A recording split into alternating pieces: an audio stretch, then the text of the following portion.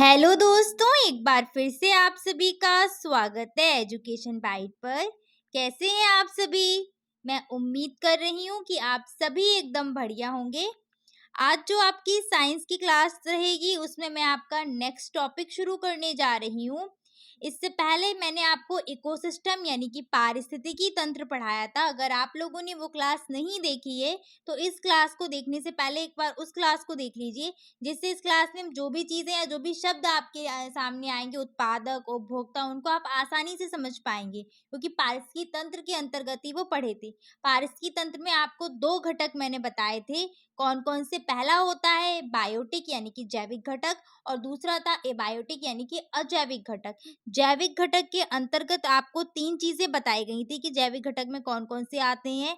उत्पादक आते हैं, उत्पादक यानी कि हरे पेड़-पौधे, फिर आते हैं उपभोक्ता जो क्या खाते हैं, उत्पादकों को खाते हैं, और इसके बाद आते हैं अपघटनकर्ता। ये अपघटनकर्ता क्या होते हैं? अपघटक जिनको बोलते हैं। अपघटक क्या करते थे? जब उत्पादक और उपभोक्ता मर जाते हैं तो उनके मृत को क्या करते हैं? मृत शरीर को सड़ाने और गलाने का काम करके डिकम्पोज करके उसको मिट्टी में ही मिला देते। तो ये काम होता है अपघटक का। यानी कि पर्यावरण में जो भी प्रदूषण होगा, जो भी चीजें दूषित हैं, सड़ी गली चीजें हैं, उनको क्या करेंगे? साफ करने का काम करते हैं अपघटन करता है। इसीलिए इनको स्कैवेंजर्स भी बोला जाता था। ठीक है, इतनी सी बात मैंने एक बार को फटाफट आपको रिवाइज करा दी। आगे बढ़ते हैं कि खाद्य श्रृंखला क्या है। तो जो पारिस्थितिकी तंत्र है, पारिस्थितिकी तंत्र यानी कि इकोसिस्टम, इकोसिस्टम क्या था कि जिसमें जीव जंतुओं का वातावरण के साथ जो रिलेशन है उसका ही अध्ययन हमें करना है कि किस तरीके से उनका वो रहता है सब कुछ। एक जीव कैसे दूसरे जीव से संबंधित है, या कि एक जीव पेड़ पौधों से कैसे संबंधित है, किस तरीके से, वो सारा का सारा सिस्टम ही क्या है? इकोसिस्टम। तो पारिस्थितिकी तंत्र में कई सारे जीव जंतु हैं और कई सारे पेड़ पौधे हैं। जीव जंतु किसका भक्षण कर रहे हैं? पेड़ पौधों का कर रहे हैं, या फिर दूसरे जीव जंतुओं का भक्षण कर रहे हैं। बस इनके भोजन के आधार पर ही एक सीरीज बन गई, एक श्रृंखला बन गई, जो क्या कहलाती है? खाद्य श्रृंखला। पारिस्थितिकी तंत्र में जीव जंतु भोजन के लिए एक दूसरे पर डिपेंड होते हैं, निर्भर होते हैं, और एक श्रृंखला बना लेते हैं। यही श्रृंखला होती है खाद्य श्रृंखला। दूसरे शब्दों में हम इसको कह सकते हैं कि जीव जंतु भोजन के आधार पर एक क्रमबद्ध श्रृंखला में जुड़े हुए हैं, क्रम से जुड़े हुए हैं, और यही क्रमबद्ध श्रृंखला ही कहलाती है खाद्य श्रृंखला। फॉर एग्जाम्पल, अगर हम घास के मैदान की बात करें, अब पारिस्थितिकी तंत्र की बात करें, तो आपको 2-3 जगह पढ़ने को मिलेगा। एक तो स्थलीय पारिस्थितिकी मिल जाती है, स्थलीय में आपको घास के मैदान या जंगल वाला मिल जाएगा। इसके बाद जलीय पारिस्थितिकी भी मिलती है। जलीय पारिस्थितिकी में आपको किस किस का अध्ययन करने को मिलेगा?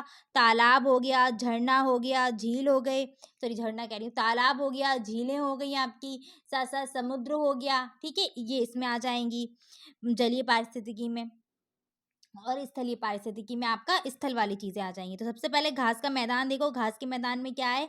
घास होती है। घास क्या है? हमारा उत्पादक, जो अपना भोजन स्वयं बनाते हैं वो उत्पादक। घास को किसने खाया? हिरन ने खाया। और इस हिरन को किसने खा लिया? शेर ने खा लिया। तो घास यहाँ पर उत्पादक है, हिरन ने घास को खाया, इसलिए हिरन क्या हो गया? प्राथमिक उपभोक्ता। और शेर ने हिरन को खाया है, इसलिए शेर क्या हो गया? द्वितीयक उपभोक्ता। ये चीज समझ में आ रही है? घास को कौन खा रहा है? हिरन। हिरन को कौन खा रहा है? शेर। इसी प्रकार से एक और एग्जाम्पल, घास, घास को किसने खाया? टिड्डे ने खाया। टिड्डे को कौन खा लेता है? मेढक खा लेता है। और मेढक को फिर कौन खाएगा? सांप। और सांप को खा लेता है बाज। तो इस तरीके से एक चेन बनती हुई नजर आ रही है। इसमें सबसे पहला जो है आपका घास। घास क्या है? एक उत्पादक है, क्योंकि ये अपना भोजन स्वयं बना रहा है। अब उत्पादकों को जो खाते हैं वो बन जाते हैं प्राथमिक उपभोक्ता। प्राथमिक उपभोक्ताओं को जो खा रहे हैं वो बन जाएंगे द्वितीयक उपभोक्ता। द्वितीयक उपभोक्ता को जो खा रहा है वो तृतीयक बन जाएगा। तृतीयक वाले को जो खा रहा है वो चतुर्थ बन जाएगा। ठीक है, सर्वोच्च में क्या आता है? जो आपके कई श्रेणियों के उपभोक्ता हैं, जैसे प्रथम वाले को भी खा ले, द्वितीय वाले को भी खा ले, तो वो क्या होगा? आपका सर्वोच्च में आ जाएगा। जैसे मनुष्य आपका आ जाता है सर्वाहारी में। वो क्या करता है? उत्पादकों को भी खाता है, हरे पेड़ पौधों को भी खाता है, और अन्य जीव जंतुओं को भी खा लेता है, तो वो आपका सर्वोच्च में आ जाएगा। ऐसी बहुत सी चीजें हैं जो किसमें आती हैं? आपकी दोनों में ही आती हैं, यानी कि सर्वाहारी में आती हैं, जो मांस का भक्षण भी करते हैं और किसका? घास फूस यानी कि पेड़ पौधों को भी खा लेते हैं। ठीक है, समुद्रीय पारिस्थितिकी की बात करें या समुद्री खाद्य जाल की, तो उसमें क्या होगा? पादप प्लवक होते हैं जो उत्पादक होते हैं। इन पादप प्लवकों को खाते हैं छोटे छोटे जो जलीय जंतु होंगे शाकाहारी, वो खा लेंगे।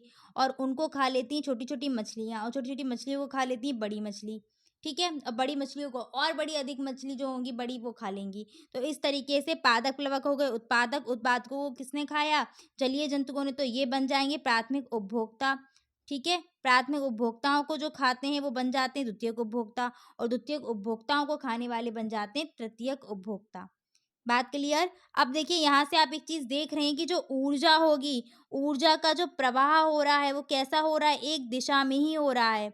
ऊर्जा जितनी है वो किसमें प्रवाहित हो रही है? एक दिशा प्रवाहित हो रही है, इसीलिए ऊर्जा का प्रवाह इस श्रृंखला में कैसा रहता है? एक दिशा में, ठीक है? यहाँ से कहाँ गई? यहाँ, यहाँ से यहाँ, यहाँ से यहाँ, यहाँ से यहाँ। कितने परसेंट जाती है वो भी मैं आपको बता दूँगी। पर ऊर्जा का प्रवाह आप देख पाएँगे खाद्य श्रृंखला में कैसा हो रहा है? एक दिशा में ही हो रहा है। ठीक है? इसमें ऊर्जा किस दिशा में प्रभावित रहती है? एक दिशा में प्रभावित रहती है। तो इस चीज़ को ध्यान रखना, जैसे हरे पेड़-पौधे हो गए, हरे पेड़-पौधों को कौन एक ऐसे खाद्य श्रृंखलाएँ कई सारी हैं, ऐसा नहीं कि एक ही है। हरे पेड़-पौधों को किसने खा लिया? चूहे ने खा लिया। चूहे को किसने खा लिया? बिल्ली ने खा लिया। इस तरीके से आपकी श्रृंखला बन जाती है। ऐसे ही हरे पेड़-पौधे या घास-फूस जो हो गई, घास के मैदान वगैरह हो गए, ठीक है? इसको कौन खा लेता है? खरगोश खा लेता है। क्लियर? खरगोश को कौन खा लेता है? लोमड़ी खा लेती है या भेड़िया खा लेता है। और लोमड़ी और भेड़िया को कौन खा लेता है? शेर खा लेता है। तो यहाँ पर देख पा रहे हैं उत्पादक उपभोक्ता सब चेंज होते जाएंगे। हरे पेड़ पौधे सदैव उत्पादक रहेंगे, उत्पादक में आपको सिर्फ और सिर्फ हरे पेड़ पौधे ही मिलेंगे। इसके बाद प्राथमिक उपभोक्ता बदल गया, यहाँ पर क्या है? खरगोश है। यहाँ पर प्राथमिक उपभोक्ता क्या है? चूहा है। ठीक है? और बिल्ली यहाँ पर क्या बन जाएगी? द्वितीयक उपभोक्ता, क्योंकि ये क्या खा रही है? प्राथमिक वालों को खा रही है। लोमड़ी यहाँ क्या है? लोमड़ी यहाँ पर है द्वितीयक उपभोक्ता, क्योंकि ये किसको खा रही है? प्राथमिक उपभोक्ता को। और शेर यहाँ पर क्या है? तृतीयक उपभोक्ता। तो इस तरीके से आपकी चेन बनती चली जाती है और यही चेन क्या कहलाती है? खाद्य श्रृंखला, यानी कि फूड चेन। ठीक है? आगे बढ़ते हैं, अगला क्या है? यहाँ पर देखो इस तरीके से आप पिक्चर भी देख सकते हो कि घास को खाया किसने? चूहे ने, चूहे को उल्लू ने खा लिया, अगले में कैरेट को खा रहा है रैबिट, फिर रैबिट को खा लिया फॉक्स ने, फॉक्स को खा लिया लॉइन ने। ठीक है? घास को खा लिया ग्रास हॉपर ने, इसके बाद ग्रास हॉपर को खा रहा है फ्रॉग, फ्रॉग को खा रहा है आपका पाइथन, इसके बाद ईगल। तो इस तरीके से जो चेन बन रही है क्या है? आपकी फूड चेन है। और इसमें जो एनर्जी का वो रहेगा आपका फ्लो, यानी कि ऊर्जा का प्रभाव, वो कैसा रहेगा? एक पथ में या फिर एक दिशा में रहता है। ऊर्जा प्रवाहित इसमें एक दिशा में होती है। ठीक है? ऐसे पिक्चर में आपको और क्लियर हो जाएगा कि हम लोग की आदतें हम लोग को पिक्चर के थ्रू ज़्यादा अच्छे से समझ में आ जाता है। आगे है आपका खाद्य जाल। ये खाद्य जाल क्या होता है? तो अभी हमने खाद्य श्रृंखलाएँ पढ़ी। पारिस्थितिकी तंत्र में ऐसा तो है नहीं कि एक जो जीव है वो किसी एक ही जीव को खा रहा हो, ठीक है ना? एक जीव कई सारे जीवों को खाता है। जैसे आपका क्या हो गया?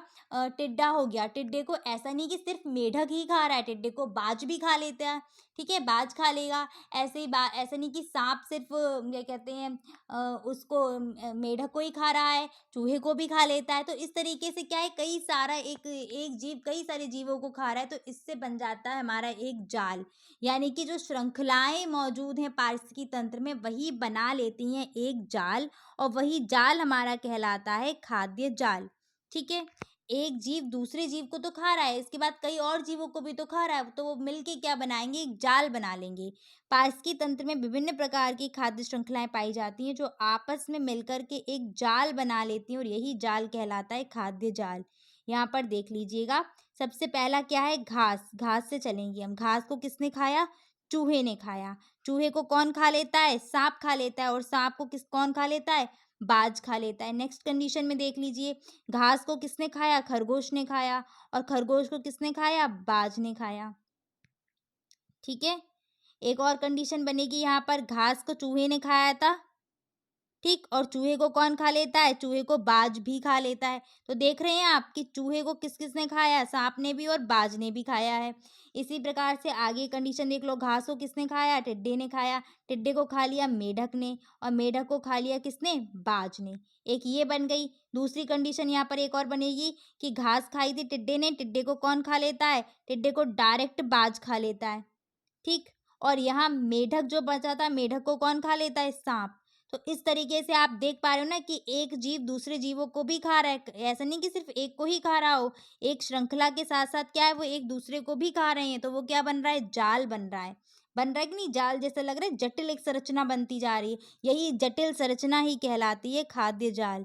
यानी कि खाद्य श्रृंखलाओं का जो जटिल रूप होता है वही कहलाता है हमारा खाद्य जाल। देख पा रहे होंगे अब, आपको पहले बहुत आसान लग रही थी श्रृंखला, एकदम सीधे चलती जा रही थी चेन। अब यहाँ पर बहुत ज्यादा अजीब सी लग रही है, यानी कि जटिल लग रही है। घास खाई थी टिड्डे ने, टिड्डे को खा लेती चिड़िया, चिड़िया को खा लेता है सीधे बाघ। तो इस तरीके से जो जटिल रूप बनता है वही जटिल रूप कहलाता है खाद्य जाल।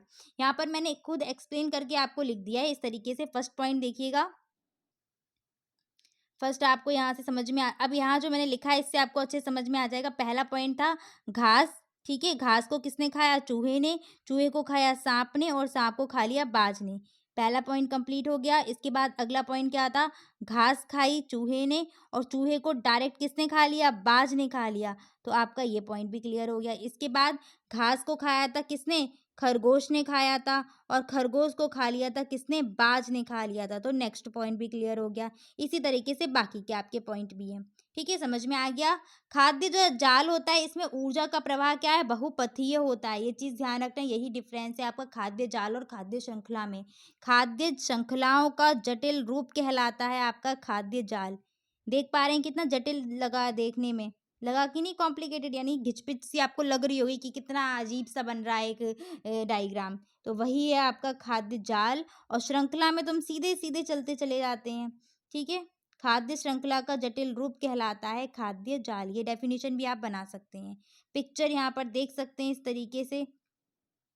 ठीक है, घास थी, घास को किसने खाया, चूहे ने खाया, चूहे को उल्लू खा रहा है। इस चूहे को आपका ईगल भी खा लेता है, ठीक है, फॉक्स भी खा लेगा। ऐसे ही घास को कौन खा रहा है, खरगोश, खरगोश को कौन खा रहा है, लोमड़ी खा रही है। इसके बाद घास को ग्रास हॉपर ने भी खाया था, ग्रास हॉपर को खा लिया फ्रॉग ने, फ्रॉग को आउल भी खा लेता है, स्नेक भी खा लेता है।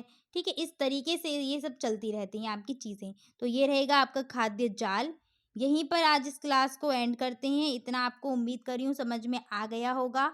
बाकी का आपका नेक्स्ट क्लास में रहेगा, जो आपका पिरामिड वगैरह बनते हैं वो किस तरीके से आएंगे, कैसे ऊर्जा का प्रवाह रहेगा, उसको हम देखेंगे। ठीक है, क्लास को शेयर करते रहा करिए अपने दोस्तों के साथ। Thanks for watching and please like share and subscribe my channel. Bye bye, take care.